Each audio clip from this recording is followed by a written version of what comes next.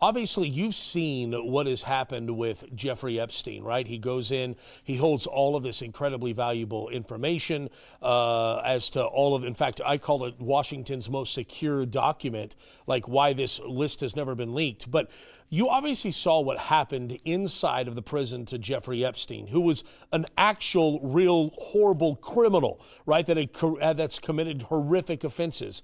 You saw what happened to him and the level of security that was around him, and still, because these people were connected, they were able to get to him.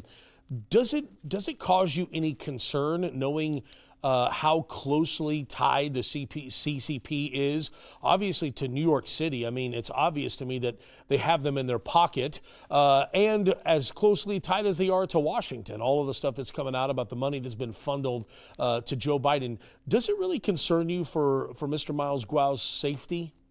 Absolutely. We're deeply concerned about his personal safety. And that's why we're rallying the support for getting Mr. Miles Guo bailed out. And we're deeply disappointed by today's decision of the denial of his second bail request because all these reasons that are cited for the denial, for example, the flight risk or the posing risk to the community.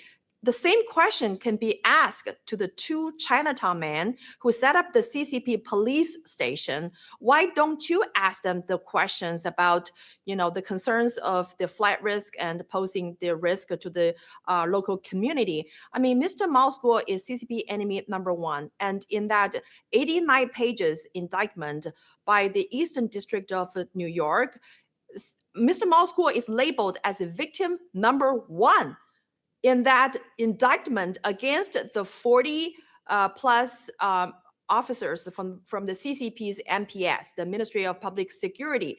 So how can Mr. Miles Guo flee to communist China? I mean, there's no such a risk because he will never ever go back to China to be murdered by the CCP instantly the second he landed in the communist China. And the second concern about posing a risk to the community. I mean, these two Chinatown men who set up the CCP police in Lower Manhattan, they're the ones who issue death threats. They're the ones who are trying to silence and intimidate the Chinese dissidents.